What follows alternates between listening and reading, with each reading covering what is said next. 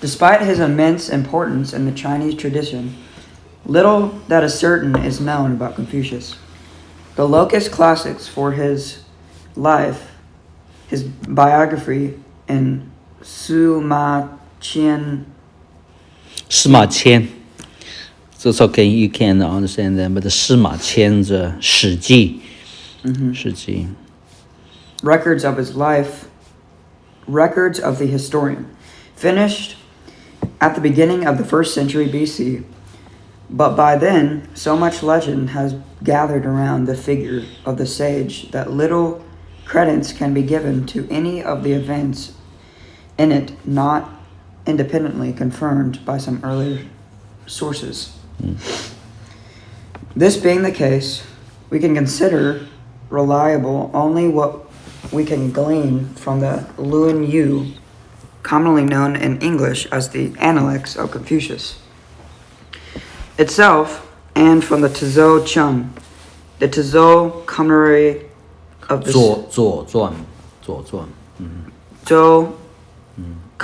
You don't need to worry about it. Commentary of the Spring and Autumn Annals. The Mencius, he can be used as a supplementary source. Supplementary source. The facts are few. Confucius was said to have been descended from a noble family of the state of Sung.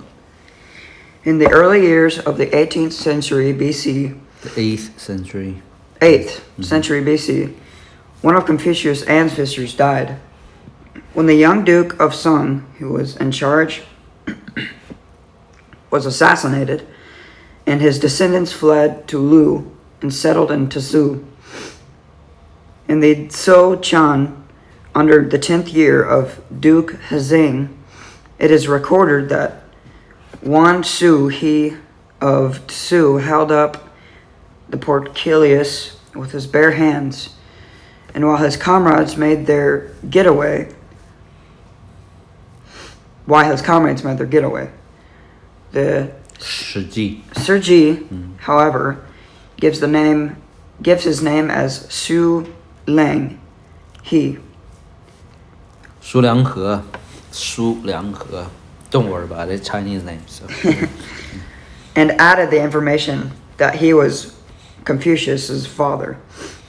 Of Confucius' mother, nothing certain is known. Kung Chu or Kung Qingni, commonly known in the West as Confucius, was born in either 552 or 551 BC. Let me repeat the name in Chinese. Kung Chu, 或者孔宗尼. Kung Chu. Chu actually means a small hill. Okay, so Zong means second. Ni is a maybe a deer name for young one, so you call young one deer, so you call it basically the second deer child, so that's what it means. Yeah, that's my guess. Okay, so hey, I like your jacket. Thanks. A little bit out of season, getting warm, so I needed one. I didn't have any good jackets. That's like a rain jacket. Sort of, protect. Yeah, I like it. Yeah. You're stylish. Thank you. Yeah, go ahead. Commonly known in the West as Confucius, was born in either 552 or 551 BC and was orphaned at a very early age. Of his youth, little is known, except that he was poor and fond of learning. He said, I was of humble station when young. That is why I am skilled in so many menial things. And at 15, I set my heart on learning. 术士至于学, that's Chinese translation. So. His own word, sorry. In 517 BC, Duke Chao of Lu had to flee the state after an unsuccessful attempt to make war on the Qi family.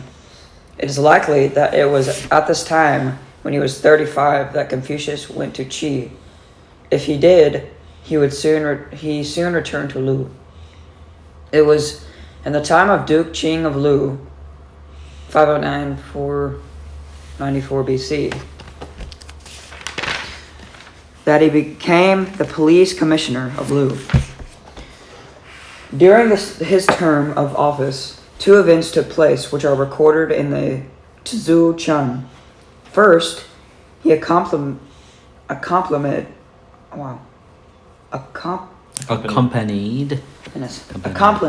wow, I'm having trouble with that word, the Duke to a meeting with Duke Qi of Qi and scored a diplomatic victory.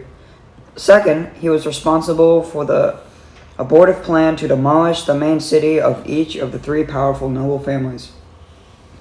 It was probably in 497 BC that Confucius left Lu, not to return until 13 years later.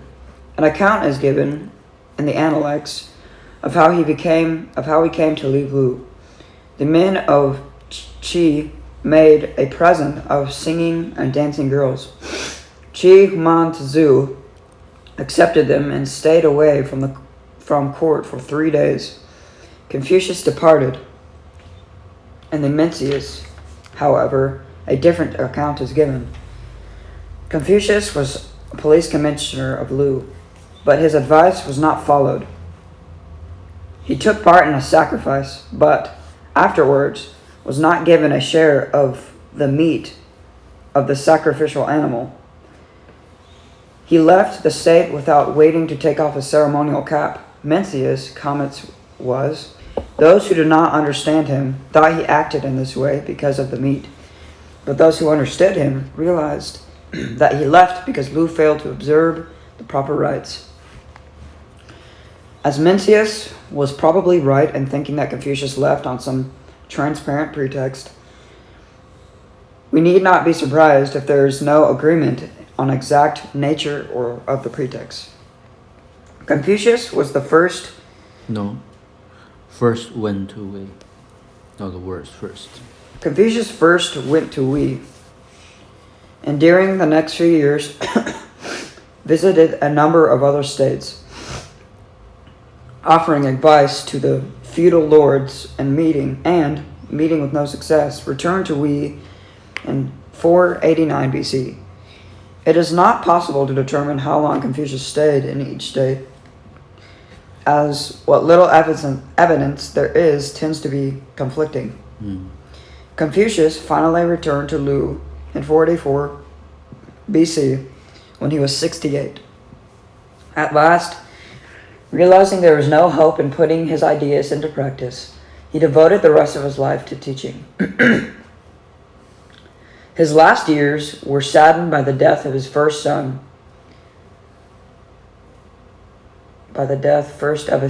and then of his favorite disciple, Yin Hui, at an early age.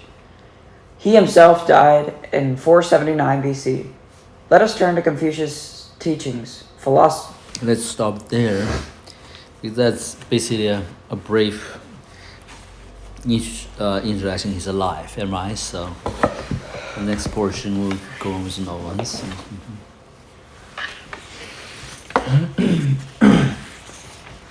Let us turn to Confucius's teachings. Philosophers who are interested in morals can generally be divided into two kinds: those who are interested in moral character and those who are interested in moral acts. Confucius certainly has far more to say about moral character than moral acts, but this does not mean that the rightness of acts in the last resort is unimportant in his philosophy. But it does mean that in any account of Confucius's philosophy, it is reasonable to start with his views on moral character. Let's see. Before we proceed to look at what Confucius has to say about moral character, it is convenient, first of all, to dispose of two concepts which were already current in Confucius's time, that is, the way, teo, and virtue, te. 道和德，道和德。 So, way is dao, 道 yes. and virtue is 德 de. Yeah, this T is confusing. You should use D actually. You know what may be helpful for some of us, Yeah. since we're going to be looking at teachings? Yeah. There's actually a system behind pronunciation with English letters. That's and right, Chinese. that's We right. should look at that together Okay, at some point. yeah. I really would like to learn to pronounce it well. Okay. I think I have a book. Hold on a minute.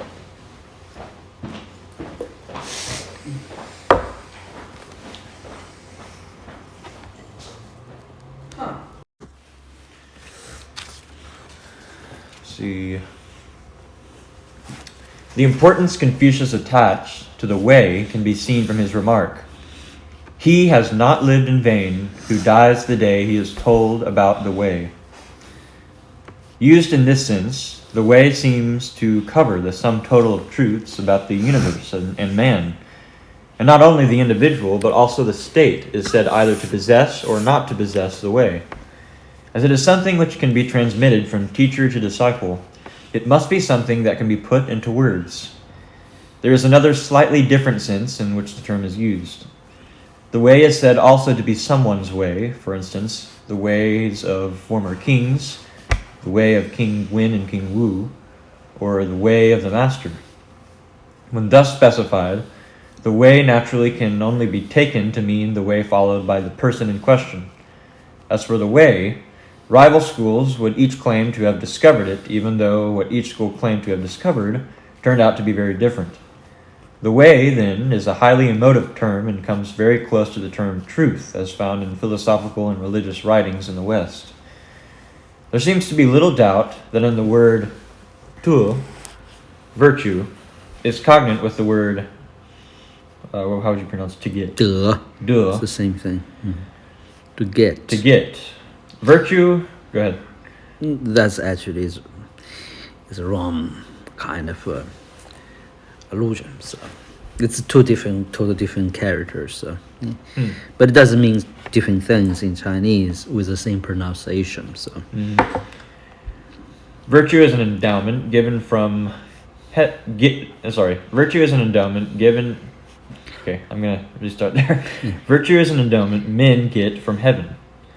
The word was used in this sense when Confucius, facing a threat to his life, said, "Heaven is author of the virtue that is in me." is that amazing?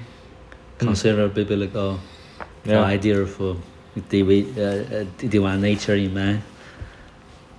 Very Righteous interesting. in man. It's crazy, huh? Thinking about it. So. Basically, it's not the origin, the source is not from yourself. That's so different than Greek or It's Western. kind of thing. counterintuitive that the author would make Yeah. that parallel to get, because get implies that you actually got it yourself instead of it being authored within you. Acquire, basically, Yeah. this is evidently a Chinese guy writing English. So, sorry, it's a good translator. But this usage is rare in the Analects. By the time of Confucius, the term must have already become a moral term. It is something one cultivates, and it enables one to govern a state well. One of the things that caused him concern was, according to Confucius, his failure to cultivate his virtue. He also said that if one guided the common people by virtue, they would not only reform themselves, but have a sense of shame. That's interesting, huh?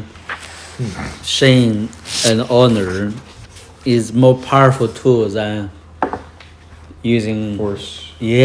punishment, right? To incarcerate people in jail, stuff like that, So Yep.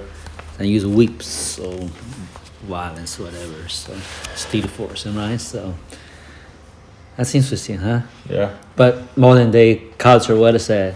You're not supposed to shame people. You're not supposed to honor people in a certain way, right? So they have no one, but they're very quick to apply the law, right? So to damage the whole life.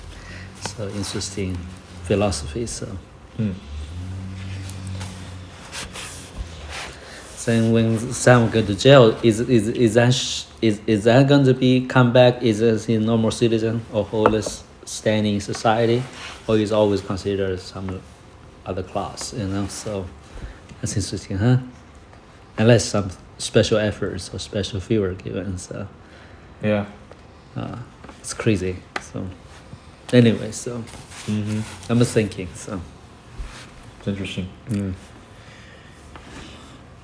go ahead. Both the way and virtue were concepts current before Confucius's time, and by then they must have already acquired a certain aura. They both, in some way, stem from heaven. It is perhaps for this reason that though he said little of a concrete and specific nature about either of these concepts, Confucius, nevertheless, gave them high precedence in his scheme of things.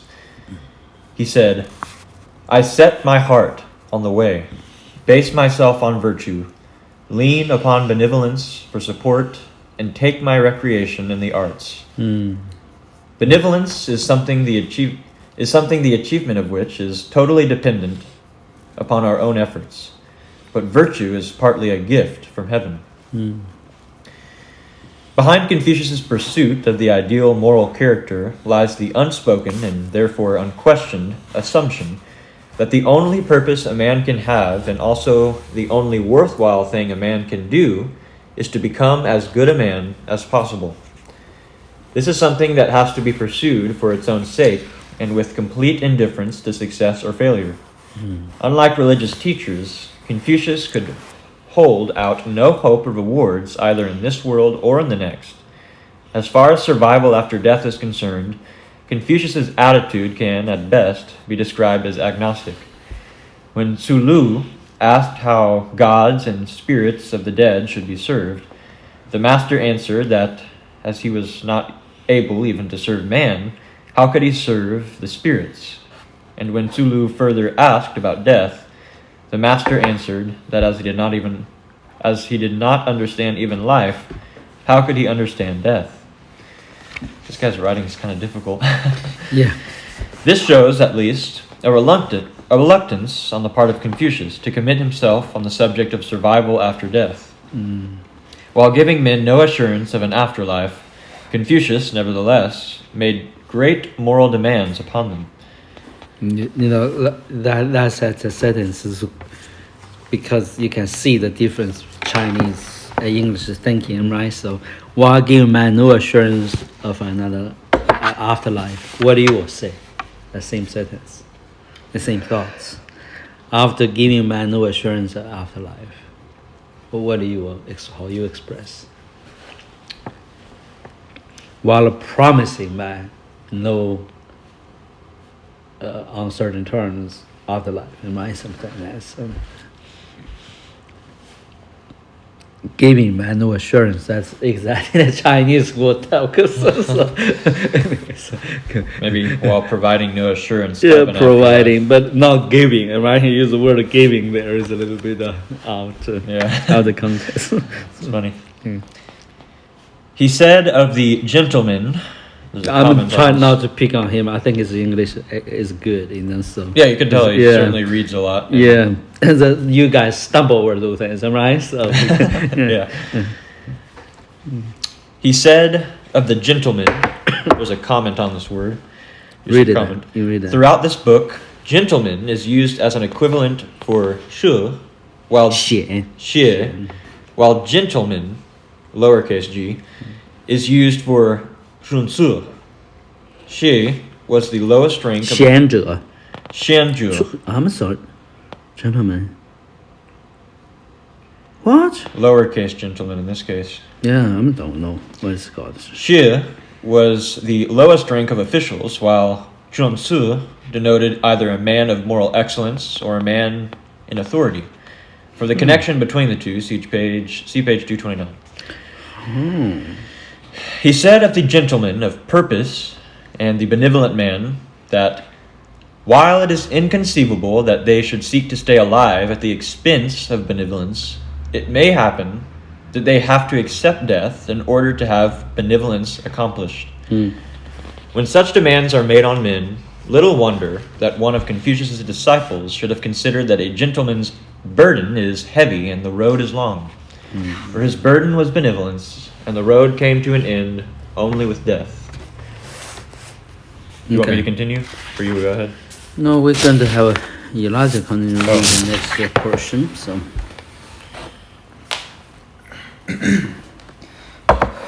if you got tired reading, let me know. Then we stop somewhere. Something else. So, If a man cannot be assured of a reward after death, neither can he be guaranteed success in his moral endeavors in life. The gatekeeper at the stone gate asked Tzu Lu, Is that the The Kong. the Kung who keeps working towards the goal, the realization of which he knows to be hopeless? On another occasion, after an encounter with a recluse, Tzu Lu moved to remark, The gentleman takes office in order to do his duty. As for putting the way into practice, he knows all along that it is hopeless. Since in being moral, one can neither be assured of a reward nor guaranteed success, morality must be pursued for its own sake. This is a terrible proposition there, man, from Confucius' part, so, yeah. This is perhaps the most fundamental message in Confucius. Actually, it's not true. I mean, it's, you can see the difference now, so there's no concept of grace, so. I can tell that in this translation, though, the author's still somewhat more humble in his propositions because of even words used. He says, this is perhaps the most fun. Like, he's not saying this is the This case. is it, But he's kind of giving his perspective, but saying Yeah. it's not perhaps the best one. His interpretation, understanding is a little bit fractured, actually. So, Yeah. Yeah. It does emphasize Confucius always encourage diligence in pursuit of self-perfection, right? So, yes, go ahead. A message that has marked his teachings from other schools of thought in ancient China. For Confucius, there is not one single ideal character, but quite a variety. The highest in his sage, Xing Jin. This ideal is so high that it is hardly ever realized. Confucius claimed neither to be a sage himself nor even have seen such a man. He said, How dare I claim to be a sage or a benevolent man? And on another occasion, I have no hopes of meeting a sage. The only time he indicated the kind of man that he would deserve to... What's that word? Epithet. Epithet is something inscribed on the tombstone. Oh, okay. Yeah. The only time he decided the kind of man that he would deserve an epithet was when Tzu Kung asked him, If there were a man who gave extensively to the common people and brought help to the multitude, what would you think of him? Could he be called benevolent? Confucius' answer was, It is no longer a matter of benevolence with such a man. If you must describe him, sage is perhaps the right word. That's interesting. The sage seems to be a parallel to almost like a Christ-like character because Exactly, a perfect character. And the Tzu Kun saying, what would you call the man that basically gave extensively in this translation to the common people, to the multitude? That reminds me so much of the actions that Christ did on earth. Exactly. Exactly. In that way. Now you can see there's the key points, right? The key proposals for good life or godly life, whatever the word is almost the same. There are many minor differences, but reading this translation, reading this introduction with prudence and with discernment, while he may have somewhat of a fractured perspective, he's bringing out the fact that there's almost like a beautiful unsurety in this way of life. Yes. Because humbly, who can say you can attain onto it in perfection in this way? That's almost the essence of self-abandonment, is not having that surety in self. It's a sort of uncertainty. Exactly. That's a true humility. Yeah. And that's it's so different than normal young people or believers. American Christianity inspired especially. I got it all. I can do it. So, I'm going to heaven. Yeah, I mean, it's dumb. Here, they don't even have confidence in that. That's nothing to do with assurance or whatever. Like a faith. That's everything to do with. You can't approach the things and holy and gifted by God in such attitude. Paul said, "Work your salvation." Peter said, "With a fear and trembling." Fear and trembling. There is It's just the English word translate some word humble and thankful, reverential attitudes, So fear trembling we translate because that's what English word tell you. You need to fear or tremble. What really means that it's like a saying, am I right? It's like a statement, okay? That flower is fragrant, The word fragrant there, you can translate it. It smells good, stuff like that, right? So it's just a statement, a common phrase they use to describe a certain way of approaching things with a humble heart, with a careful heart, with attitudes. I mean, you don't want to defile the thing. You don't want it to simply say, I got it all, I can do it, stuff like that, So something is set apart, So you this is something as a prince. What do you mean to be a prince? You can never be a nobleman, a prince, if you don't respect the thing make you be a noble or a royal. Like we have not to criticize anybody, not comment anybody's heart, right? So like today's royal in England, a prince would abandon everything and follow the common man's way. Said that is we gonna need to live like a common way. Well, that is reasonable for modern mind, but his damage being done to the throne, to that kind of system, is immeasurable, and he has no idea the privilege actually endowed to him when he born in such a family. If you undermine those things, the basics, which the people try to uphold honor, right? So but it comes on the opposite side because certain tragedy, but the fundamental understanding is through personal grievances to undermine the system. I'm not proposing the statement right or wrong, but the time of a young mind, a spoiled mind, while you fully privileged to be a prince, but has no regard, like a Esau, and no regard the things make you privileged. To undermine the whole thing, actually you're born with a special endowment in life. It's like a foolish child, spoiled child do that. You can use all kind of criteria values, but you understand this thing is beyond yourself. This whole thing is beyond any personal interests or personal grievances. But when we can't see that part, then our actions will take our own point of view. We're doing things that not everybody have an opinion about those things, but undergirding, I'm not talking about they have no reason to do what they did. Okay, I'm not judging what their action, I'm judging the kind of education he received, the understanding he received, what it means to be a prince, what it means really to be a prince. Prince is not a title; it's a culture. It's if you don't respect those things, you want the place is supposed to be respected, right? So to be honored, or expect people to be honorable.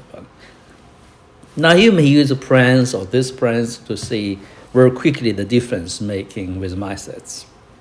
Now, let's not talk about it from a common man's point of view. If any among the common man, I'm a peasant boy, so I understand peasant, what I mean, right? But I'm talking about, I'm a homeless guy, so I understand that there is no endowment in life, all suffer this. But you didn't understand the other side, God, when you know God, his character, he's holy, he's a royal, his ways cannot be treated as a common. That's what it means. What it means, the word holy, and holy means not common. That's what it means, holy. It's different than your common way. It also means few can get it. That's very interesting, huh? It's not democratic. You can have access to it, but not when you don't get it, few can get it. That's what it means particular. Now this is a word contrary to American mind, the common man's mind, to the humanistic viewpoint of things. That's why Paul said there is honorable vessel, there is what? Also the dishonor. So what do you mean? Now, that's a word, judgmental, divisive word to if applied. But unless you understand how God designed things to work, a human life in this way, it's a play out that principle. They express that principle. So we have no ability to withdraw from our individual, worry, self-quarantined kind of way, self-encaged kind of way to look at the whole picture of what God is doing. And then you keep on the small self, you call it. The self of a transcendent being, a life based on the gains, the losses, interests in this world, in this side of the story. We never understand the eternal God, what His plan for your life is. It's constantly, that's what Paul said, your mindset is always at enmity with God. Why enmity? Because you just thinking process your life exactly contrary to God designed human life will look like, especially good for your life. This is a huge. Because when you don't understand these two orientations of wisdom, when is fully yield to God, am I willing to have God's purpose to be exemplified? You have no idea. You will never enter into God's grace. We can proclaim we have into God's grace. We can say that we're doing God's good work. That's what the Pharisee did, the mistake many. But when those who then they translate the things of God into their own point of view. I'm not trying to be philosophical with you. But young mind, for example, today you can design your future, your life, and what is going on. Necessary, wonderful, needed, okay? Not to tell you to be lost your passion, lost your desire to pursue it. But God eventually had to come to your life to say, well, your life don't belong to your own. What that means for you. Is that a good thing? Is that robbery or the gift? To Western mind, to normal people who really don't know God, they think it's robbery. It's undergirding principles, okay? So you want to know the real difference between Esau and Jacob is the same. They all not happy with God in the wind that I got your life in my hand. But they respond differently. Esau have no taste for it. I don't want to know about anything about it. I just want to live my life, go around with whatever, this life has to offer. Not bad man. But Jacob said, you know what? Maybe there is more to my life than my family endowed me, by my smartness, my, Jacob is a word resourceful person also. But no things. Some things opened up to Jack's heart, said, there's a God there. Regardless how scheming I am, but something is there that really required me to conform my life into it. I didn't have a good start, but I'm willing to conform into it, right? So, and then God intervened in his life, continually intervened in his life. Well, here's a trick, not a trick, mystery of human life. If you want God in your life, he always intervenes. If you are oblivious to his invitation, he withdraws. People said, no, that doesn't work. Well, the Lord said so. Because the Lord is not doing things without the Holy Spirit. So he said, if you agree with the Holy Spirit, agree with me, it's okay, guys. So if you agree with the Holy Spirit, well, it's not that okay for you. You will pay your price for it. What do you mean? Interesting. Okay, Noah. You guys listen to my teachings. You agree with it or not agree with it. You have your own set of judgment, reception. Even you fully agree with it, maybe things you don't quite understand. You still take time to work it out to full extent what it means, and right? To practice, to make it real for yourself. Okay? That's fully understandable. Or you think it's not. Hello. Good morning to you.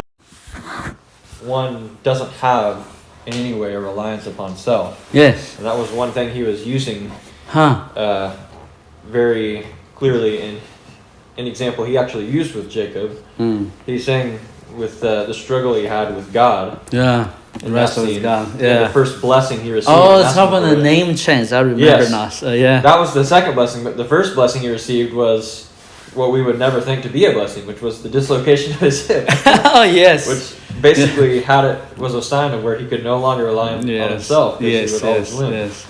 But that was the first That was blessing. a real blessing. Yeah. Yeah. Yeah. It's crazy, huh? Yeah, it gives an example of that kind of wisdom Yeah. of life. God crippled a man in order to bless him. And that's what you were saying, is we wouldn't see it as a blessing or we wouldn't be particularly excited to realize that we have to lay down our lives completely, but that is the blessing in this sense. Yeah, it's through human history, we all think about how to express this life in fullness, So heroism is dry for Western many civilization cultures. But uniquely different, there are other cultures tell you humility, decency, honesty, even that, but few, as this right now, this direction begin to touch on certain point, said to achieve virtue is actually required, be gifted by us from heaven or God, something outside yourself. So that's a very huge philosophical point. But Elijah, think about your life.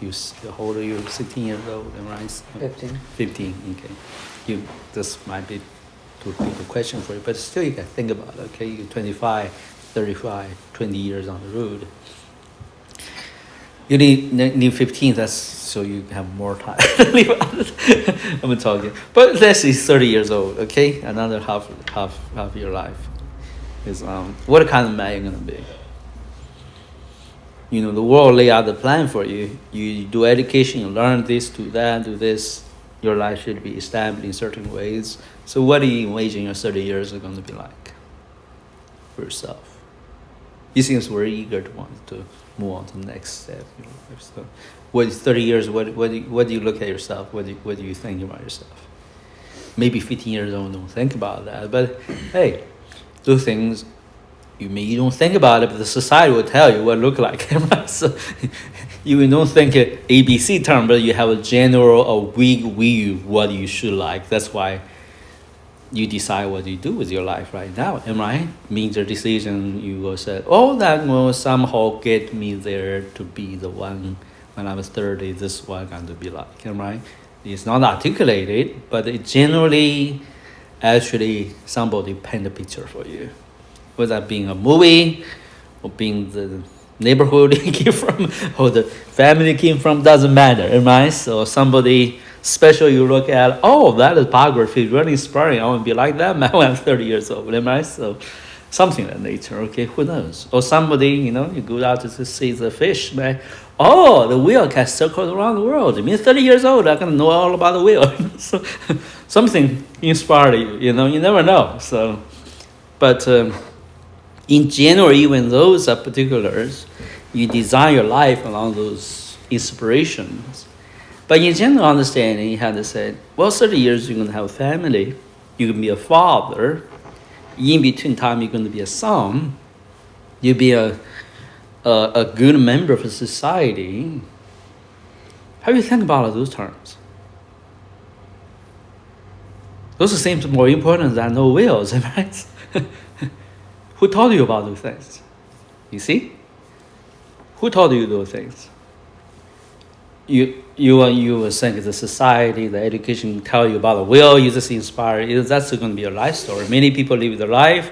You look at the biography, it's all about what they think they did. Something inspired me.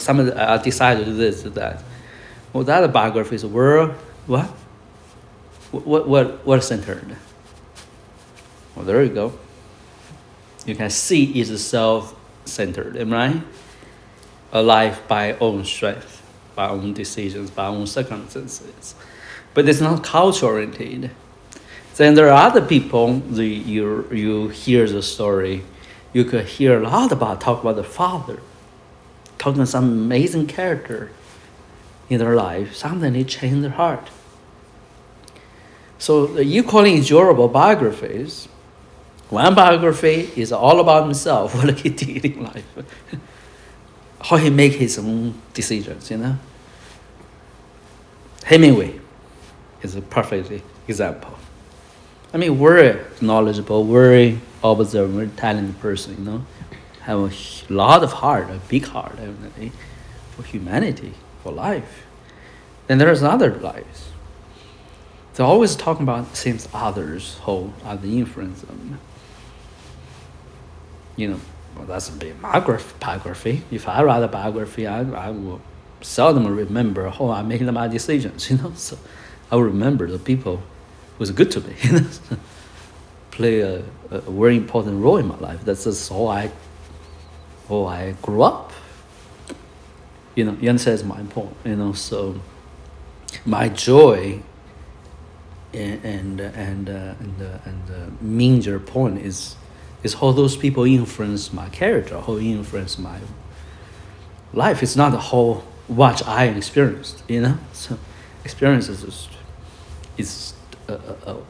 like a show, So, but you don't get the real meaning of the things, So it's almost like what the deal, So you eat a cake or not eat a cake, who cares, So. I'm just talking, okay? So, I'm not excited with eating the cake. I'm not great with not eating the cake. That's my point, So, but I will pay attention to the one who provided everyday meal to me.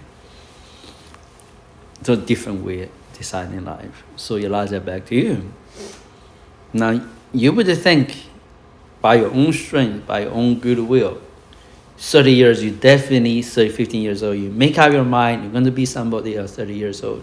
If that 30 years old, the vision with God, not by your own cultural design yourself, illusion, myself, well, I will tell you, then God going to show up to make you to be that 30 years old.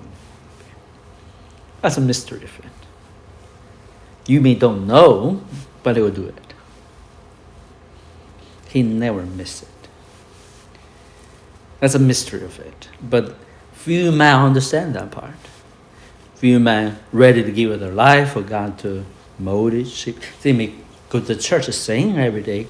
They will write an article about it, passionately pray for it. But they never let it go. Never let it go. The design, I'm not trying to put you guys in bad shoes. It's exciting, If you understand, that can happen to you. This is the most exhilarating thing in life. I oftentimes tell you, I'm a different person than 1 year ago. People will say, yeah, that cannot be. It's not whole habits, old struggle come back for sure. Is you not stumble yet for sure. But there are some overwhelming force in life. Whether you like it or not, the people around you will form that. The things that happen in your life will carry you there. You have no choice to move on. A different pace, a different intensity, a different substance in life. So, means you didn't do it. In overall, you didn't do it. The only thing I did is, Lord, okay, take my life, do something you like it, whatever you want to do with it. I will see what happens. It's very uncertain. You can never have a overall confidence. Hey, something next year gonna happen. God give you a glimpse, give you a sense of it, but you never really have the detailed story. Am I making sense to you? So now here's an interesting part of life for your young people to think about it.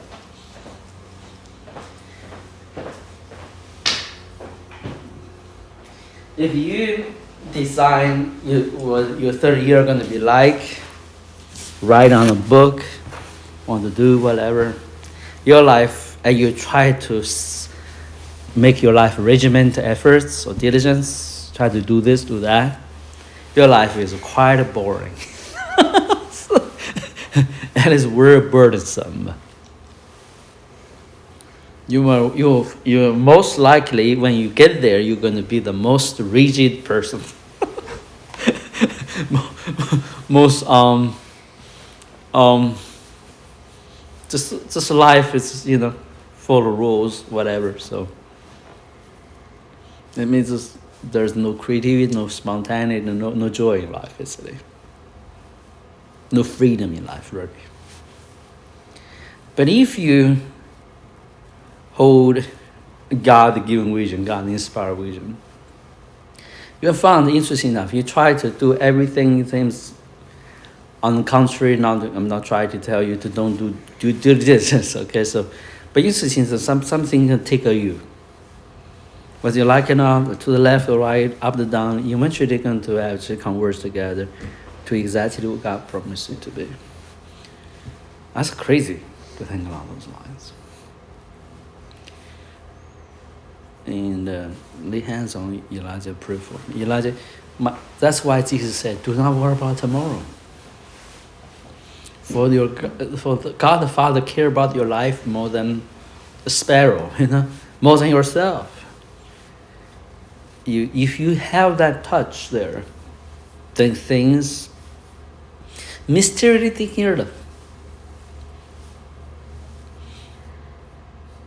I don't know how to explain. Okay, so if you don't see it, you will think I'm just talking, right? So, but you see it. The people around you all experience it, and it cannot be preached. They cannot write a book said this is how it works. It cannot happen like that. The relationship is a little bit vertical there, so means you and God. So go ahead. Lord, truly how beautiful of a thing it is, Lord, that we can put our full hope and trust in you. Lord, that you invite us, Lord, you even desire us to, Lord, abandon our own ideas of, Lord, who we are, Lord, ideas that you have not inspired. Lord, as growing souls, Lord, you still allow us to experience, Father, what it is like to have hopes for things, Lord, to expect things in the future. You made the decision, what is this good for me, what is not good for me. That's always a wrong orientation of seeking answers. God, what is he up to? What do you want to do with my life? And that's always a truthful and humble state of being. So, I'm just talking, so go ahead. Indeed, Lord, you teach us, Lord, in your discipline and your wisdom of life, Lord, to learn to think and consider things, Lord, out of this continuous reference to self, Lord, but we learn to think, Lord, to act and speak and strive according to all things in reference to you, Father. Lord, all things, Lord, gravitate to your presence, Lord, and your purpose. Lord, and that is where our minds, Lord, and our hearts are set. Lord, for our trust and our peace are in you. Mm-hmm. And Lord, this extends from the greatest hopes in life, Lord, to Elijah, those everyday moments. When you slow down your mind, your whatever going on, have God give a vision right now, so you know the conversation around is not a redundant one. It's very relevant to you. You know what? Undergirding this is we ask God to intervene in your life, to touch your heart, your mind, your spirit, your vision of life, and right? That's why we talk about it. That's our prayer for you, if you understand. That's my prayer for you this morning.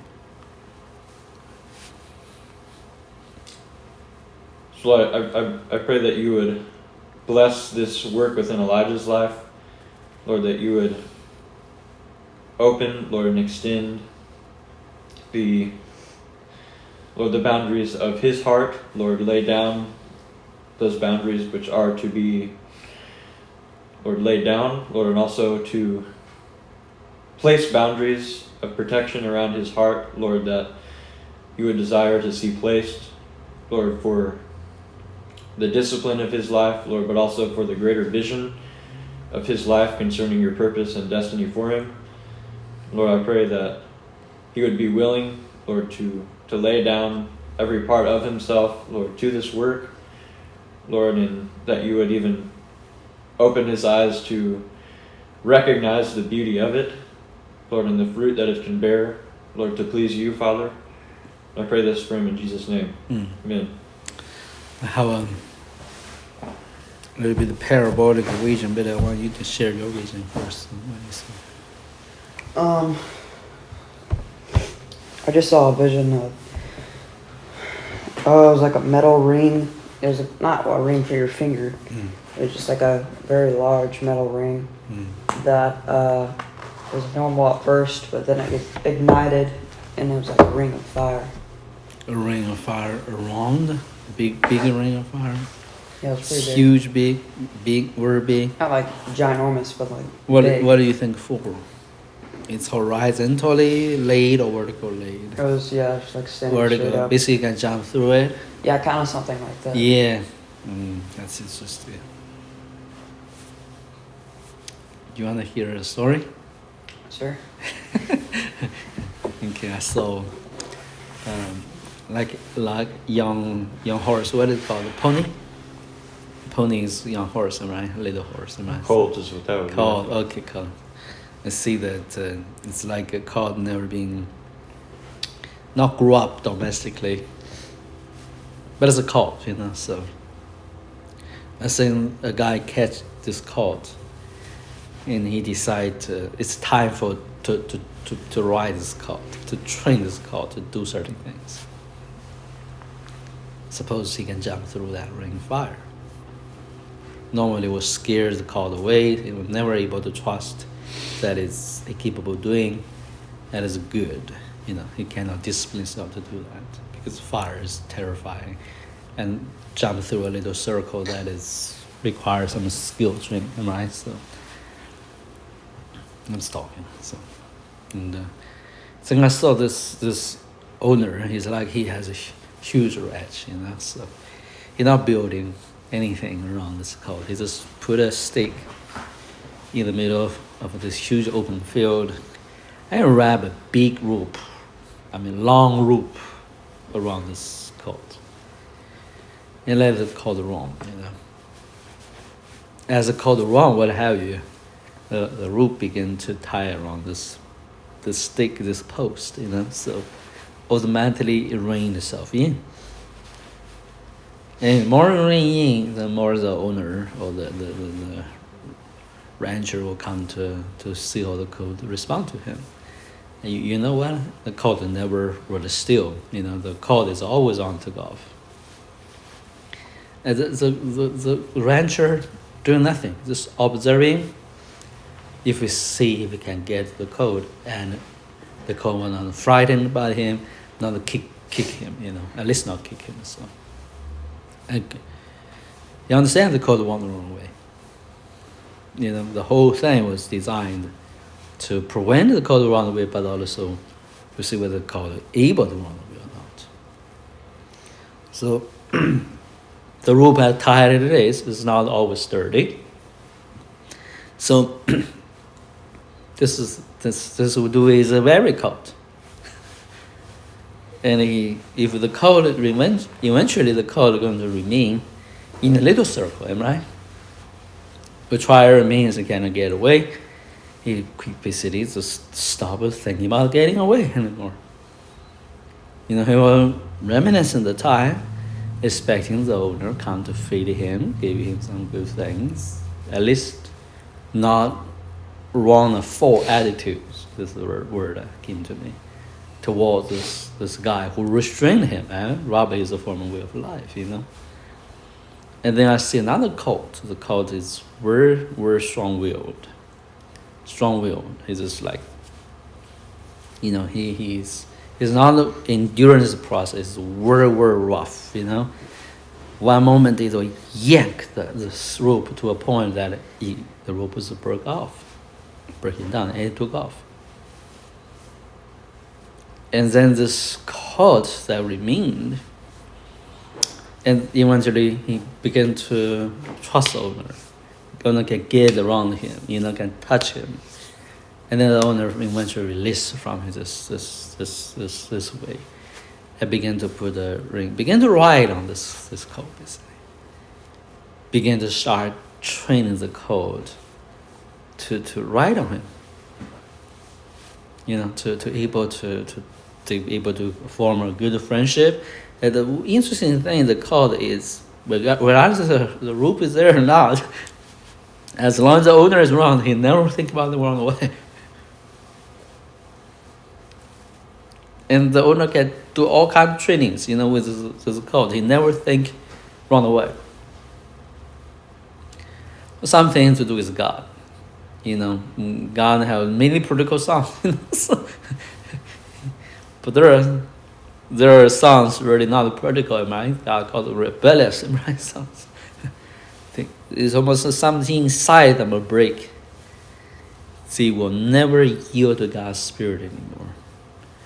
They refuse it. They think about the gifted. They even think about they're doing things for God, but the inner man is never tamed. Do you understand, Elijah? Well, let me give you a prophecy. God is going to tame you. And give you abundance opportunity for you to run off. And the real discipleship or real teaching in your life will be when you're tamed. When you begin to appreciate the tamed relationship. You want to know the two difference between the two of you? Noah is pretty much tamed in his growth with the Lord in life. That is something you have yet to go through.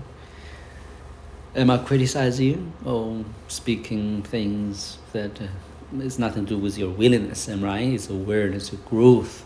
Part of growth is ready to choose whether I want to be disciplined, want to yield a certain way of life or not, or just want to do my thing. Nobody can tell me what to do.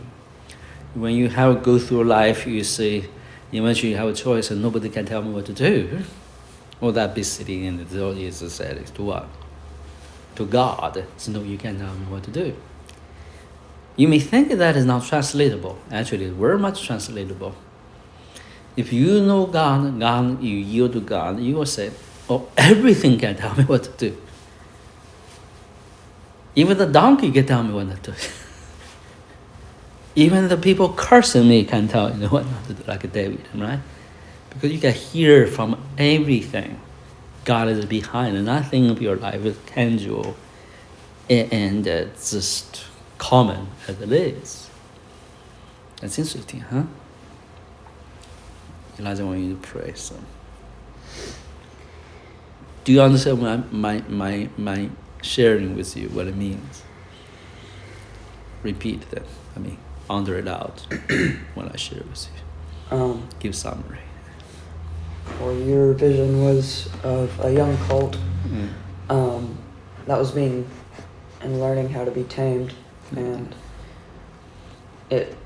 learning how to be tamed through having the opportunity to run off, but it's almost as if a choice to be tamed, and you're saying that's my life, and that God is taming. He tamed every song.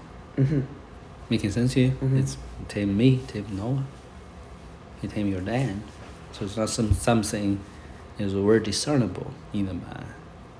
It's a word discernible from a wise man. Wise eventually give up or refuse to run off. Then someone they will say, I'm doing this for God. God called me to do this. But you look at it and, hey, no. You just refuse to be disciplined, that's all. Refuse to really give up your self-strength, self-aspiration. So, easy enough, the ones who tamed, they receive everything from God. They don't try to achieve their own goals, right? They don't try to make their own thing happen, right? So they yield the outcome, the decision, the future to the work of the Lord. Whether they are received or not, spoke evil or not, it's not up to them. Whether they're going to have a girlfriend or not up to them. Whether they have a boy or girl, not up to them. So, as father, not up to them. Whether they're going to have the dog remain forever or not up to them. So, not up to them. The more you're free in the Lord, the more you less free in your choices of life. Free, why is it free? Because you don't need to make choices. God made it for you. Why you should make your choices? So, it's interesting. When we think about freedom. Paul said, I'm constrained by God's love. I'm not going to be unfaithful to heavenly call. So that means there's something going on restrain him all the time. Jesus said to Peter, when you're young, you go where you want to go. Oh, somebody else is going to close you and lead where you don't want to go. That's okay. You don't want to go, but you got to go. Somebody close you. I'm sorry. It's laughable. To pray. And that thing happened as soon as possible in life. As early as possible. It's good. It's even with a lot of heartache and the waste of life. So good. It's a great gift for the life. But you look at the ungodly ones or shallow ones, I always think that is robbery to the life. That is the foolishness. Jesus said, if a disciple you follow me, you're going to calculate the price. What is the price? The own desire, own will of life has to sacrifice. You're 15, you're old enough to understand some major things of life. So, Yes, Lord, I pray that you would, Lord, continue to enlighten these things, Lord, and for my life, Lord. Lord, that as I continue to grow in age, Lord, and no, wisdom, I want you to have Lord. a reason for Elijah what he prays, so that confirms the thing Lord want to do this morning for him. So. Lord, that I would continue to draw closer to you, Lord, and that you would continue to reveal these things like Emmanuel's vision, Lord, of Lord, the tamed colt. Lord, I pray that and your vision, then the fire rain. Now what are you going to do? Lord, I pray that I would, Lord, be tamed enough, Lord, to, Lord, do, Lord, your will and follow your voice and even be able to hear your voice, Lord. Lord, that I would be truly, Lord, one man, Lord, that is not controlled by two minds, Lord, but one mind. Lord, that my spiritual man would be the one, Lord, in control. Hold your right hand. Let me pray for you something. Hold your right hand to heaven. Yes. From today on, learn to not argue. You will never win in anything by arguing. Like a reason, presenting a case, explaining, but arguing. Because when I argue, we don't know why we're arguing. What for? It's a poorest way for communication, right? So you know, settle yourself. You have a negative feeling about something or somebody, you don't want to talk about it. After you argue, that's very matured, undisciplined way of communication. If you're not happy about something, talk about it. Think about it. Talk about it. Have somebody unhappy with somebody. Sit down. Talk about it. Work through the situation. That required discipline, required a seriousness of, required love and respect.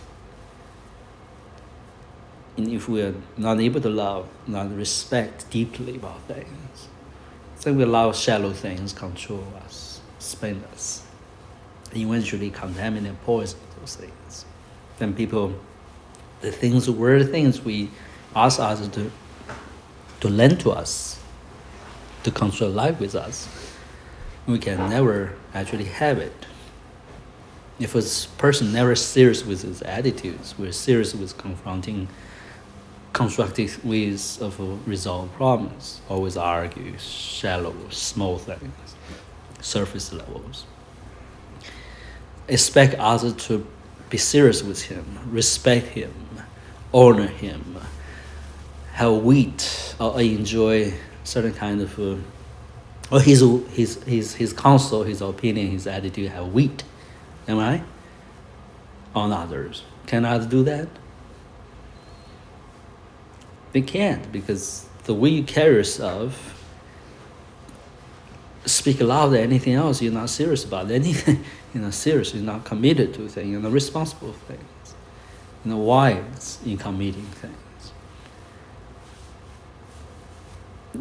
You see me, we're talking to you sometimes, confront people, put habit. But do you see me argue with people, Elijah? Have you seen me argue with people? People argue with me? You guys sometimes making fun of me, argues, making jokes, but in serious matter, do you see people argue with me? I'm just talking, okay? Do you see your dad simmer down and not arguing things, so he learned to present himself, right? So solve problems. So this is part of maturity. But in young age, you can pass yourself, learn those things. Don't give room for those things that overtake your life.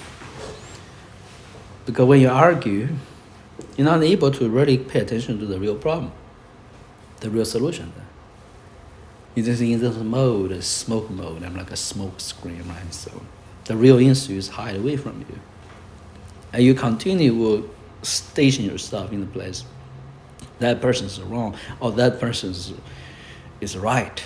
I'm wrong. That person is wrong. I'm right.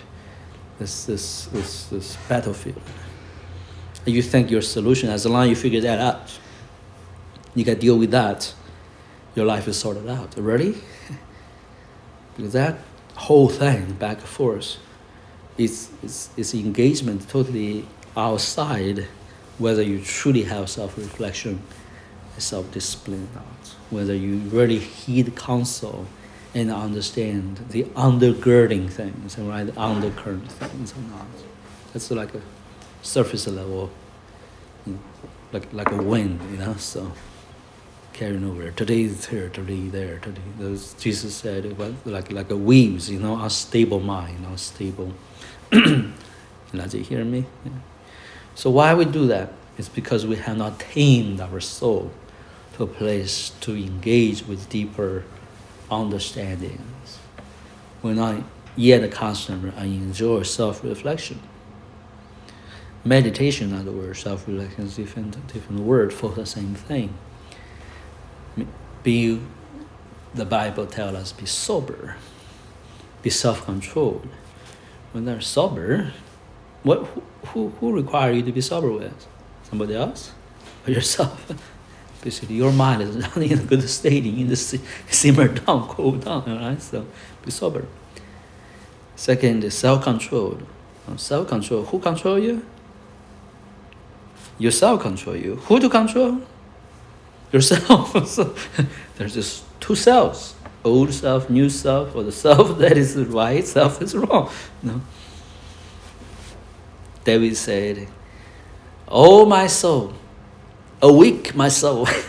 Yet again I will praise God. He was in a terrible, distressed place. He said, "My soul, you need to get out that pit, that agitation or distress, and adopt a better way approach looking at life. God is still on the throne. Your life is not that important. Or the things that you're enduring is not the end of the world. So master yourself. Yet again, praise God, and then see where my help. He delivered me from my distress. He delivered me from the things I cannot stand, like a heavy current, carry him. It delivered, set my feet on the rock, so those are serious and very real experiences of self-struggle, inside the struggle. Go ahead, what do you have? The one vision I saw was Elijah, here, this was for you. So. It wasn't very like defined, but I saw first the face, or the a front view of a man. He had white hair and even white facial hair, I saw. And interestingly, I couldn't see his mouth or eyes. It was kind of in the sense that his hair, which was white, actually seemed to be glowing, interestingly. But his features, I couldn't quite distinguish. Like I couldn't actually even see his eyes. But anyways, I saw him in front of a very, very large pot, which I think had soup in it. You kidding me? Yeah. And he was, the soup seemed to be stirring in one direction by itself. And he, with a large spoon, he put it in and started to stir it the opposite direction. So of course, in doing so, the soup became a jumbled mess until finally it began to go in that same direction. Another direction. Okay. And that's all I saw. What kind of fire is sitting on? Do what now? What kind of, the soup is in the pot, am I right? Oh, it must have been over a fire. I didn't really see it though. I do know it was over some source of heat. Okay. No, that's a vision I published this morning from John. Oh wow, really? On the campfire, in the pot, the boiling pot. This morning? Yeah. I never saw anything like that. And I just posted it on SoundCloud this morning before you guys arrived. I tell you, I never saw any of that. No, yeah, so I was talking, so I was thinking about what that means. I was asking God what that means. That's interesting. You saw the pot on the boiling fire, on the campfire, so Well, the man with the face is the father. The father wisdom is called the Asian days. Turn with me to Daniel. I'm sorry, I'll give you.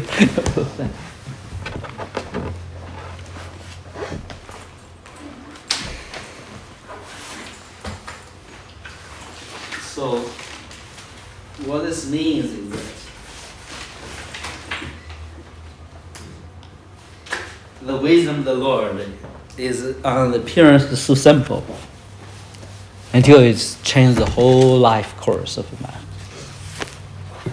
Changes the whole way of life. Then we understand it's a power. And it can't tell you how to tame a wheel, but I can tell you how to tame a soul. Which is powerful? Which is more powerful? Elijah, tell me.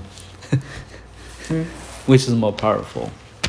The force, the power to tame a will, or the force, the power to tame a human will, a human soul? The will, like the big mouth, sea creature there. Can you tame a will? You can tame a shark. Can you tame a will? Too big, right? You can never do it, right? So, do you understand my point? You cannot tame it, So too big, man. So, little splash in nowhere to be found, right? So, but the soul has its potent power. But you can tame a soul by give a bridle. Isn't that amazing? Think about it. Anyway, Daniel just wanted to tell you.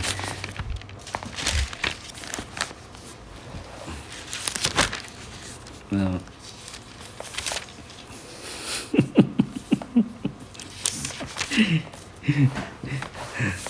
it's fun because God hides these things from people. And when your mind, especially when your mind, you continue to think these things are easy to attainable. So they're not that easy to attainable. I try to tell the great audience.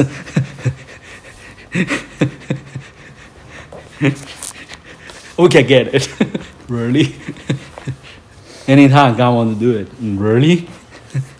Not always. And so I was amazed by your prayer this morning about being a prince. Okay, Elijah read for like 7 chapter Daniel, in 9 now. Read on that. What is that? As I looked, thrones were set in place, and the Ancient Days took his seat, and the Ancient of Days took his seat. His clothing was white as snow. The hair of his head was like wool. His throne was flaming with fire, and its wheels were all set ablaze. You can stop there. So, Noah, what do you think? I'd also been reminded of, because I think there's another depiction of him as, or a similar depiction with white hair in the Revelation too, I think, right? Yes. Yeah, I'm reminded of both instances. Yes. Basically, he's the ancient of days. The word means the ancient ways, ancient passes. So it's picture of wisdom. But in this light, it's not revealed as a motherly figure, to provide food for you. But as a fatherly figure, it's God the Father. Therefore, he sits on the throne as a king of kings.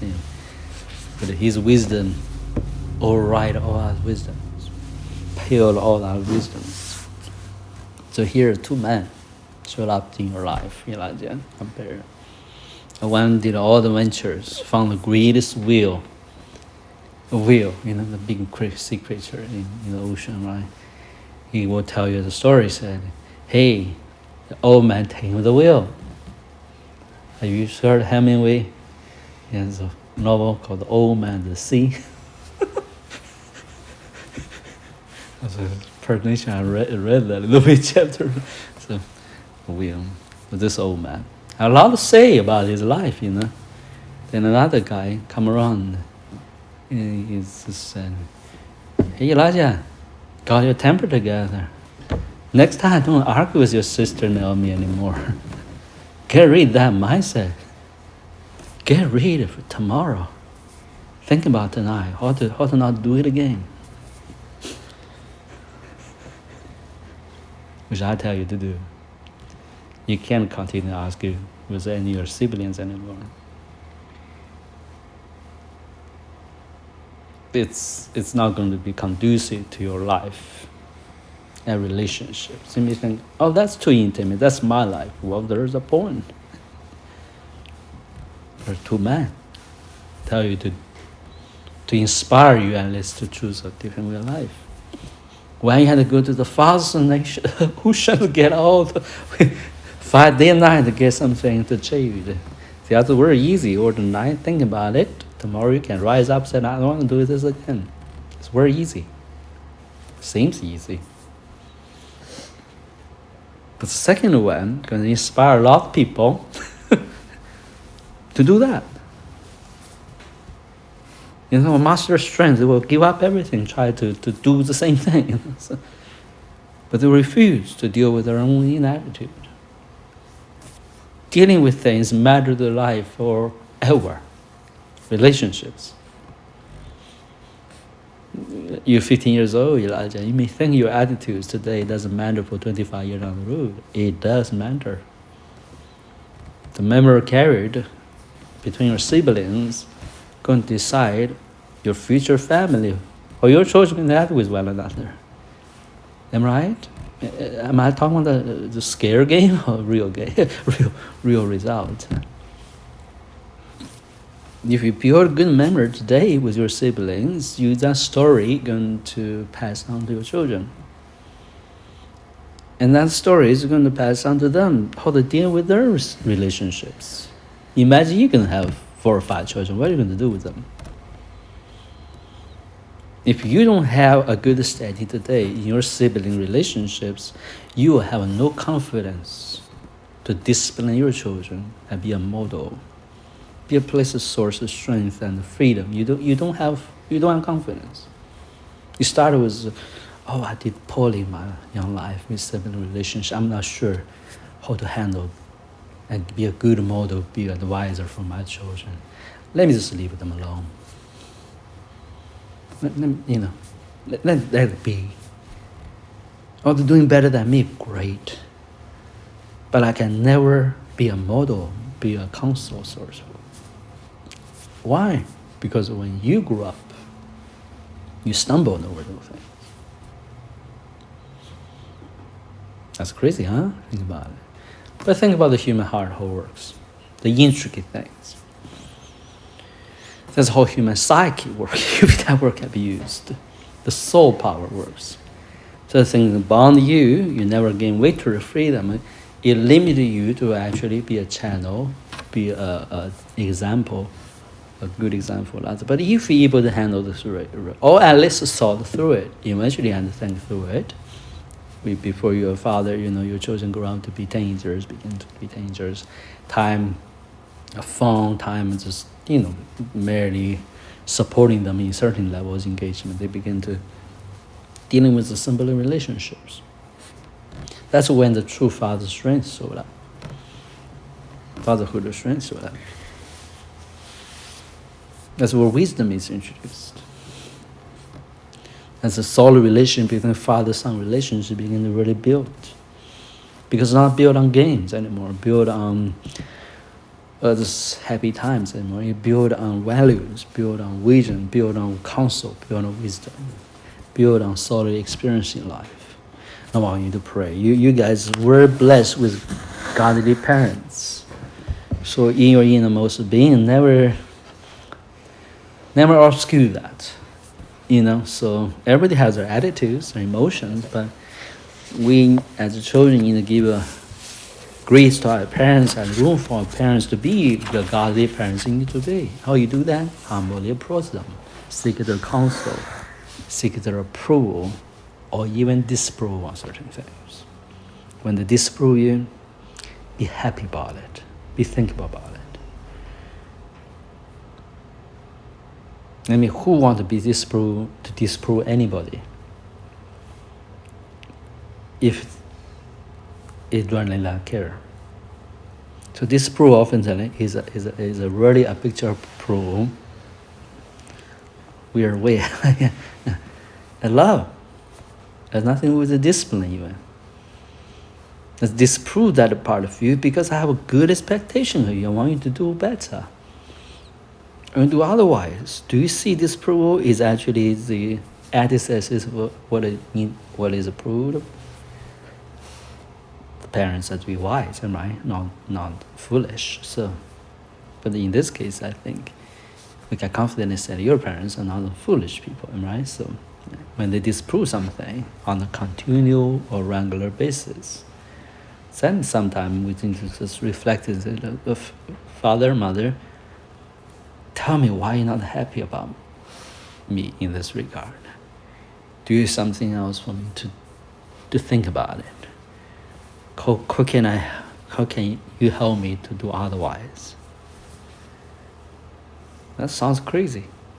It's the most productive thing in life, in young life, can be, but we invade that. And other culture tell us that's not how you do it. That's how you don't develop relationship. That's foolish. That's a foolish cultures. Foolish attitudes to go about. That's the most important part, most productive, beneficial part for all person involved. Why we should think it's not important, not conducive, not beneficial. It's beyond me actually. No. Go ahead, Noah, you pray for us. Lord, we are truly blessed with the place you have put us in our lives, or the people you have surrounded us with. Lord, I pray that we would be led fully and in every way by you, Lord, in participating in this environment, Lord, you have placed us in, Lord, of such potential of growth, Lord, and truly not unto our own advantage, Lord, but unto the purpose that you have called us to. And Lord, I ask that our hearts would ever be in a state of praise and worship to you for these things, Lord, and for your purpose in them. Lord, and never seek to run after, Lord, other things in vain, Lord, but to seek, Lord, your heart in all things, Lord, for who can say, Lord, that your spirit is unable to teach a man, Lord, through all things, Lord, when that man has his spiritual eyes open, Lord, to perceive, Lord, the sound of your voice, Lord, the image of your face, Lord, in all things. So may we not carry a judgmental or a biased perspective in things, Lord, but to see your truth as it shines clearly, Lord, to eyes that desire to see it. Lord, I ask that we would, Lord, as you so often put forth in even the Proverbs, Lord, give mind, Lord, to our ways, and Lord, that you would direct our paths, Father, Lord, shape and form our way of life, Lord, unto your standard. And Lord, in this we would be abundantly blessed, Lord, knowing that we have let go of the things of this world, Lord, of the flesh, of our soul, and learn to live according to your wisdom and your life. Lord, truly what a blessing that is and will be. So I pray these things in Jesus' name. Amen. Elijah, what I share making sense to you? I don't want to burden to you, okay? So, amen. Hallelujah. Can you pray a little bit? Yes. Yeah, well, we're acute in the intuitive mind. When you settle your heart in it, you're going to get through it, so, but if you naturally oppose it by your intuition, and I think it'll be very hard on you, so, because the Spirit is where you are very sensitive to the works of the Holy Spirit. When you're in it, it will goes very easy, things work together, very good. But it's not, the intuition can be troubling because it does not go through the mind. You don't even know why you think in certain ways and emotion certain ways because it don't go through it. It doesn't go through your mind. You don't know exactly what's wrong with you. But your spirit, you should see your heart is trouble. Your spirit is in the wrong place or whatever, so. And you're running against your conscience. Should I say it? So then you will, because don't go through your mind, then discipline through your mind. You don't make decision based on those processes. You're going to be very agitated, attitudinal. You don't have control over it. When people don't understand you that much, or they weren't organizing their thoughts, things go through with their mind. They don't understand that part, especially your siblings. They don't understand that part of you. They organize their thoughts, their attitude differently than you. So they can't understand, you can't control that. They understand you don't mean it or something like that. Because they do processing different. Making sense to you? So it's not that you're weird or thing. It's your intuition override your mind. That's a very good thing for you. Same time can be troubling if you don't understand how to have that be a little bit contained or channeled in a way that you give room for people, give room for yourself to let that be a helpful thing, a beneficial thing, So give yourself grace, give others grace to facilitate that, to understand that. Let me give you an example for you. My English is very bad. So when I engage people, they talk the talks or they're in their own familiar setting, they talk things. Basically, I'm not the major character or audience in that conversation. But I'm involved, so I'm eager to learn and know. So when I speak things, so this interaction can be super awkward. When they talk about things, I don't understand what they're talking about. So I want to engage, I can't engage. So when I engage in it, it's often has a contest. Well, I don't know what I'm talking about. I'm being well, I think what they're talking about totally other context, So, I'm not in the context, but my expression, my engagement point, entering point in the conversations were awkward. So that seems very small, but it's word difficult. So then sometimes I talk things, they don't necessarily know this is other cultures to put up with it, but they don't feel engaging either, right? So finally understand, because language barrier, So one is I cannot hear clearly, maybe 50% in the beginning, 20%, 20%. A lot of them are missing, the nuances, what they're talking about. So getting better, but it's today you guys talking things I can understand maybe, and the best 90%, normally 70, 80%, that's all. When you talk, you young people talk, especially your family talking, I don't understand. I mean, that's 20% of the nuances part, right? So can be the important part, So then when I talk, what I express is actually is people hear me, accent, expressions, the way I carry myself, they can maybe understand only, or misunderstand maybe even sometimes, maybe only 50%. But I thought I already told them everything. They should understand what I say. So there's a huge gap. So finally I said, you know what? As a son recognized, I need to explain to the people that I'm conversing with, engaged on a daily basis, that you guys, what you're talking about, I really don't understand. I can only understand this part, and most part I don't understand. And then when I understand, I have a strong accent, my expression is broken, people don't necessarily understand my English, so I understand. Maybe they just don't understand my English. It doesn't mean they have attitudes or refuse engaging in my conversation. I give room. Are you understanding me? Do you am I expressing myself right? Those simple words. But those simple words, Elijah, diffused huge tensions. Huge tension in misunderstanding. The same situations.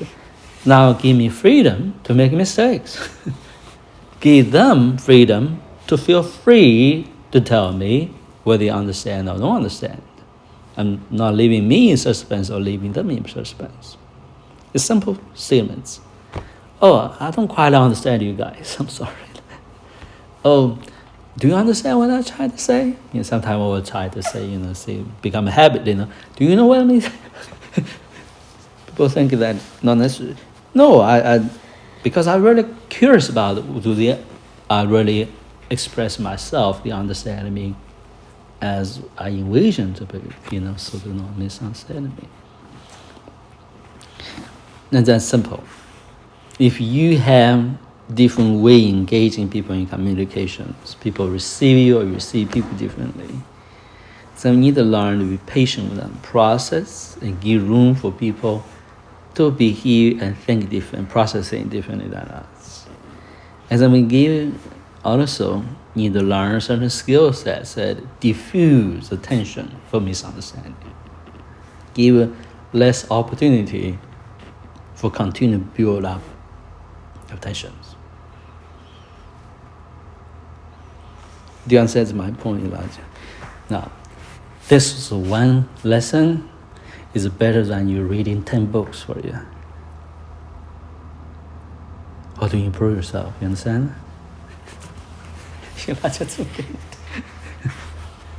Do you understand what I'm trying to say? To put in practice? Can you? If you put in practice, your life is very easy. Much easier. You have better relationship with everybody around you. You have fun. People will see you. They understand you.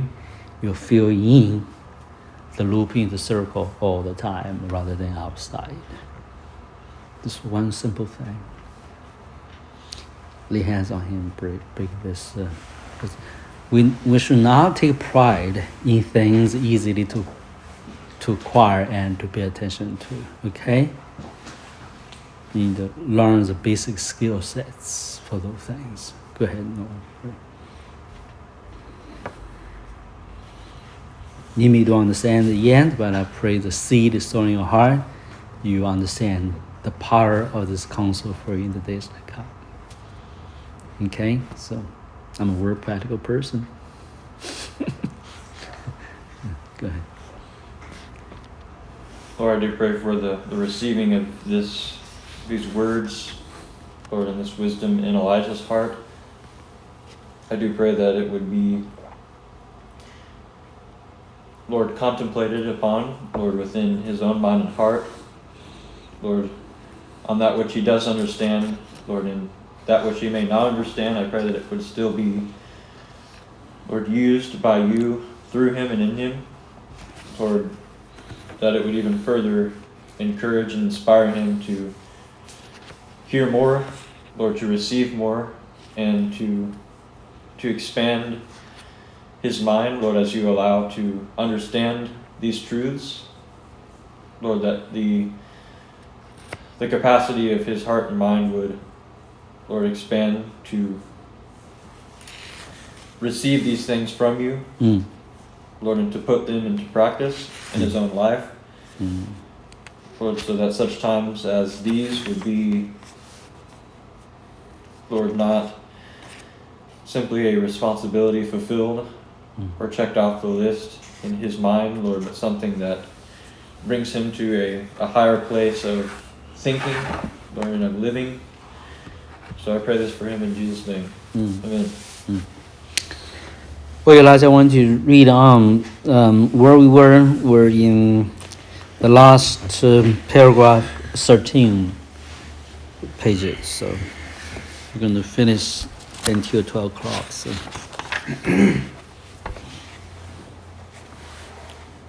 So the first is 圣人, right? So the sage, basically. Oh, yeah. Sage is perhaps the right word. Lower down the scale, there are the good men. 善人. 善人. And the complete man. 成人. Even the good man, Confucius said, he had not seen. But the term good man seems to apply essentially to men in charge of government. As he said, for instance, how true is the saying that after a state has been ruled for 100 years by good men, is it possible to get the better of cruelty to do away with killing? And after a good man has trained the common people for 7 years, they would be ready to take up arms. On the one occasion when he was asked about the way... Why that? They're ready to take arms. Basically, they were not to cruel, unjustified killings and violence anymore.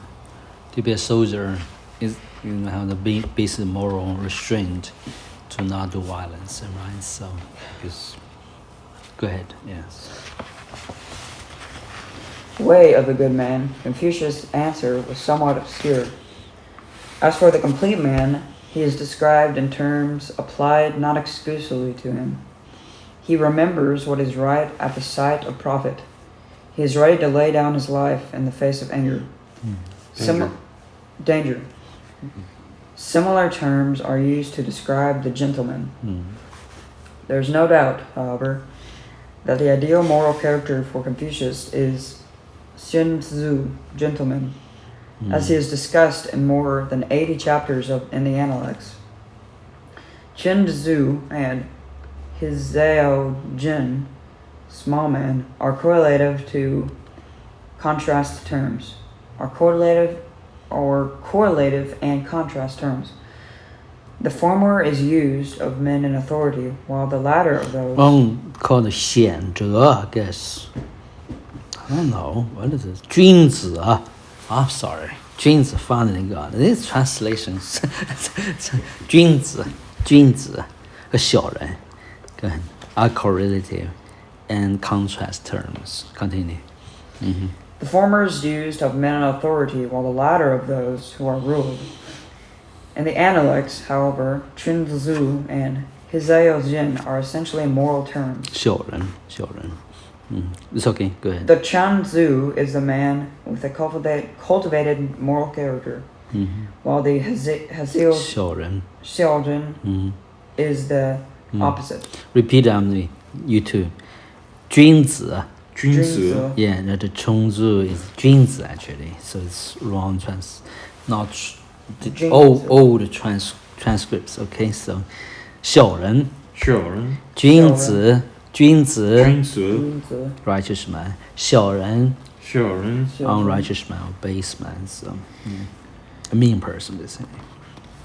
Go ahead. It is worth adding that the two usages indicating that the social and moral status are not exclusive, and in individual cases, it is difficult to be sure whether, besides their moral connotations, Connotations.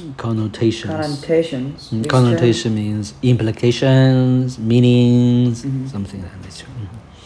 These terms may not also carry their unusual social connection.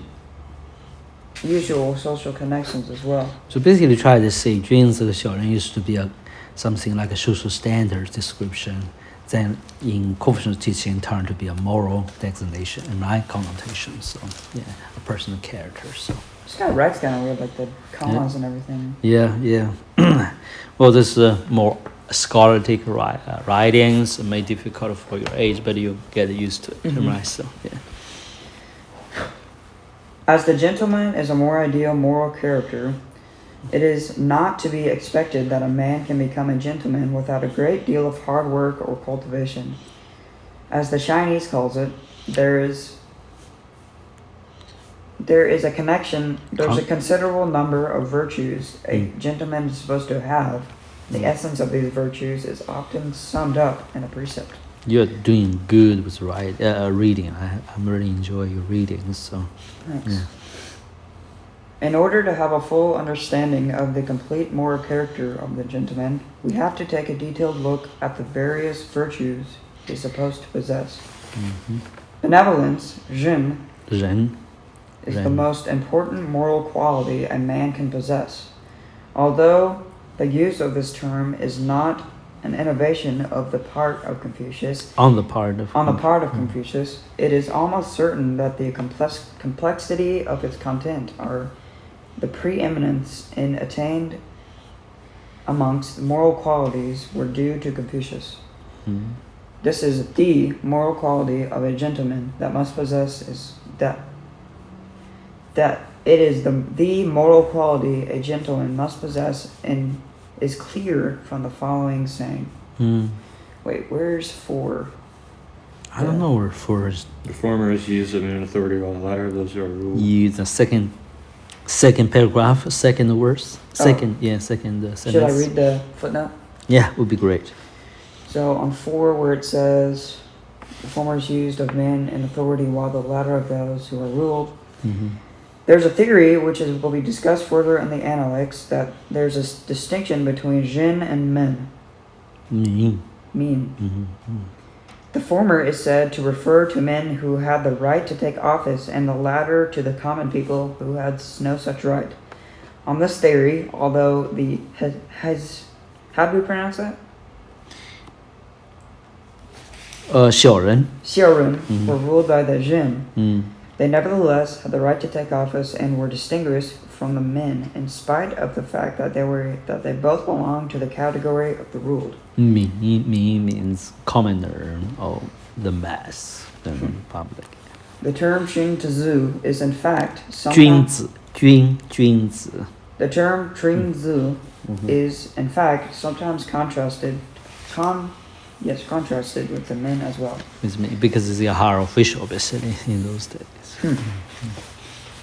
If the gentleman forsakes benevolence, in what way can he make a name for himself?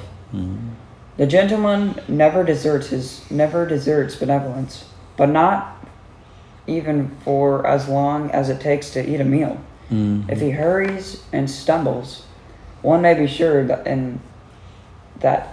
it is in benevolence that he does so. Mm. In some contexts, the gentleman and the benevolent man are almost interchangeable terms. For instance, let's from this portion I think let's Noah read on. So yeah. In some contexts. In some contexts, the gentleman and the benevolent man are almost interchangeable terms. For instance, it is said in one place that a gentleman is free from worries and fears. Isn't that amazing? A gentleman free from worries and fears. Yeah. While elsewhere, it is the benevolent man who is said not to have worries. As benevolence is so central a concept, we naturally expect Confucius to have a great deal to say about it. In this, we are not disappointed. There are no less than 6 occasions on which Confucius answered direct questions about benevolence, and as Confucius had the habit of framing his answers with the specific needs of the inquirer in mind, these answers, taken together, give us a reasonably complete picture. The essential point about benevolence is to be found in Confucius's answer to Chung Kung. Do not impose on others what you yourself do not desire. 己不欲使勿施于人啊. Who said that? In Take Bible. the clip out of your own eye before you. Yeah, that's something that nature. I forget exactly Yeah. what I said. Yeah. These words were repeated on another occasion. Zhu Kung asked, "Is there a single word which can be a guide to conduct throughout one's life?" Mm-hmm. The master said, "It is perhaps the word shu. Shu. Do not impose on others what you yourself do not desire." Shu means forgiveness, actually. Or empathy. Empathy. It together actually means. 如心, the word means, 如心 means compare your heart to another heart. Is that amazing? Yeah. So put 2 hearts together on the equal terms, so lay before you. Yeah. Compared. That's amazing. By taking the 2 sayings together, we can see that shu forms part of benevolence and, as such, is of great significance in the teachings of Confucius. This is confirmed by a saying of Tsang Su's. To the master's remark that there was a single thread binding his way together, Tsang Su added the explanation. The way of the master consists in shong and shu. That is all. There is another saying which is, in fact, also about shu. Zong means be feasible, be loyal, or be committed, basically. Don't be honest. Yeah. Zong means actually is, in the ancient time they have these things. They don't have clock, right? In order to mark the time, they use a thing with a stick, So the sun beam out and cast the shadows. They will measure where the thing is. So when perfect in the middle, that's when the thing is perfectly in the balance in the middle, right? So not right or left, basically unbiased. Right. Yeah. So then the underneath is the heart again. So these things over the heart means the heart is we're unbiased. But that's have many meanings. So means it's we're precise, unbiased. Also, it stick to one point. Has found that one point because only at one point during the day, the sun moves, occurs, and then the shadow is casting the one point. So you had to wait for that one point, still one point. So when you found that one point, you stick to it. That's the middle of the day. That's the middle of the day. That's the middle of the day. So something make an interesting observation there. So Yeah. it's all about the heart. Look at that. So go ahead. In answer to a question from Tzu Kung, Confucius said, "A benevolent man helps others to take their stand insofar as he himself wishes to take his stand, and gets others there insofar as he himself wishes to get there. The ability to take as analogy what is near at hand can be called the method of benevolence." Elijah, I want to repeat that sentence. the whole thing. No, only the last sentence. Ability. The ability to take as analogy what is near at hand can be called the method of benevolence. Why? Explain why. I don't really even know what that sentence means. Yeah. What does analogy mean? Analogy means compare something using a story or example, like a parable or something, like a metaphor, to expound on a certain truth or principles. So, what it means here, Confucius actually means, is you see things going on with around you or around with people, especially. You look at it, you don't put a colored eye or so obscure or look away. You're trying to study it, to emphasize it, to put yourself in the shoes, especially those people go through things. And when you learn something where seems the word beautiful, king, good, like a principle, right? You don't just leave it there dry as a principle. You try to say, okay, how can I do it? What does that mean to me? How can I practice it? One of the methods I teach you how to learn one thing while doing what? Learning other things. 3 things. So that's a good example of thinking about things. You learn one thing, you can learn 3 things together. So how you do it? Now I just told you this morning how to do it. With the dry, scholarly, I'll try to be bragging about scholarly things, but I can tell you how to teach you life lessons.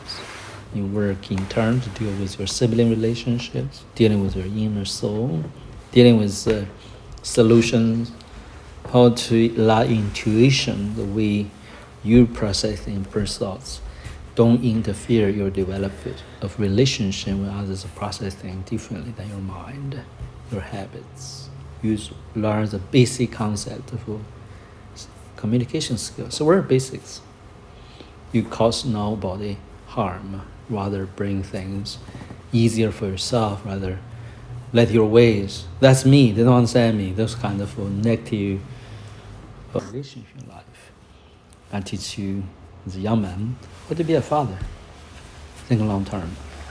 So the day you discipline or learn certain things, don't just take with your senses or short, very nearsighted approach of life and think about, okay, so I need to have empathy and humble myself before my father receive counsel, to look at how he deal with me as a teenager. Maybe something I can learn from it to be a good father when I'm how to deal with my teenagers. This is more important than taming a wheel. Enjoy the brilliance of good writer Hemingway. What Hemingway knows about life. So he just to write off a certain accolades, certain value systems, and then God showed up, right, Elijah? It's you.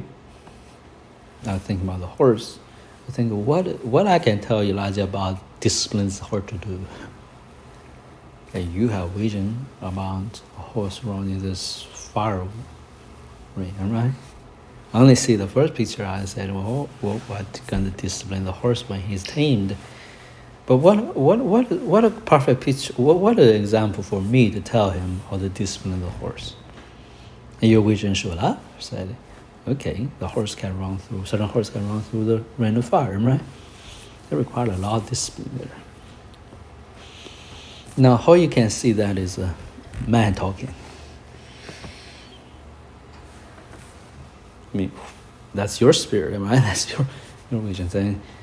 If that's not enough, ask God, saying, okay, maybe God can use Noah to confirm that you're not taught by man. You're taught by the Dao, am I right? The ancient ways, am I right? So, Dao means the ancient ways, actually. So what have you? He had a vision about the ancient ways.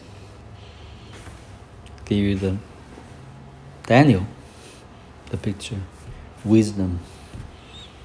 So you tell me how How many can capable of teaching these things? Who you see God lend himself to teach young people like this? That is answer to the prayer this morning. I was praying for you guys. God intervene in your life so you understand that to teach a prince is not the exaltation of the prince itself. You teach a culture, teach a God raise up a prince. Now we're talking about Jacob's story. Now, who is Jacob? Jacob was a supplanter. When God crippled his one side,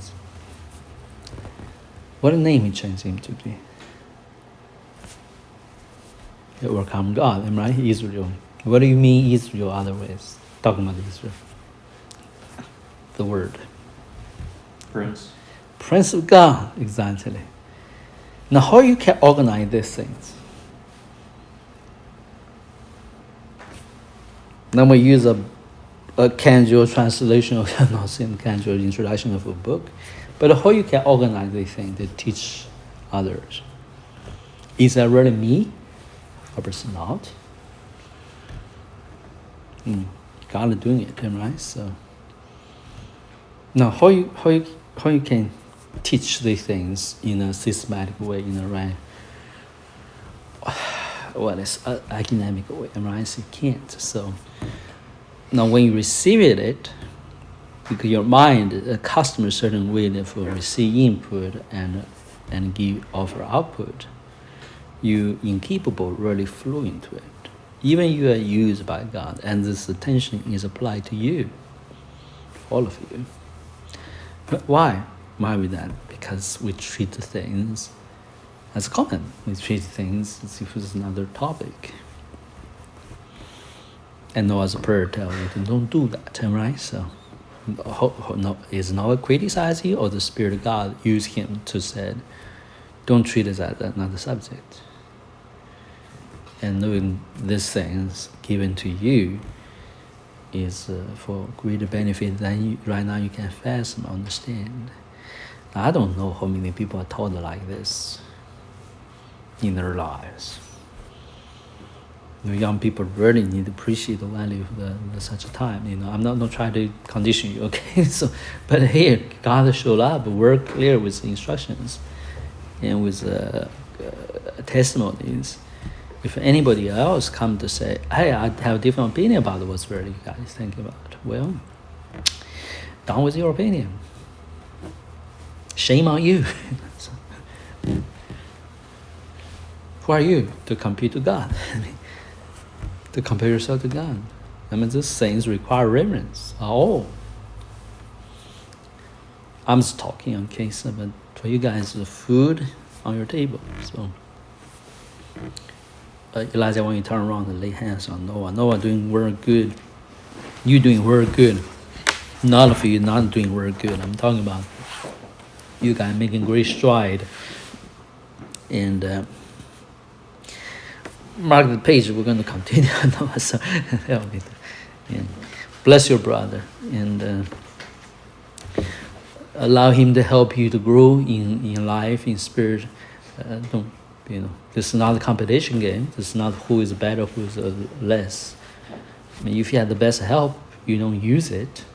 That's no help. And if you have it, then learn to use it. That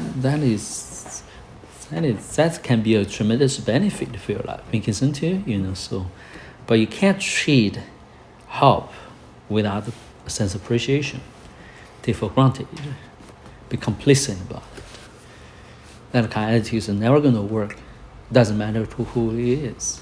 Doesn't matter how much that others care about you, love you. It's just eventually it turns everything to be sour and poisoned. Or the live down because of attitudes, right? So, no. Listen very carefully. I have a lot of patience with young people. But young people begin to come around with dishonorable heart. Dishonorable the things God have me to represent or to establish in around.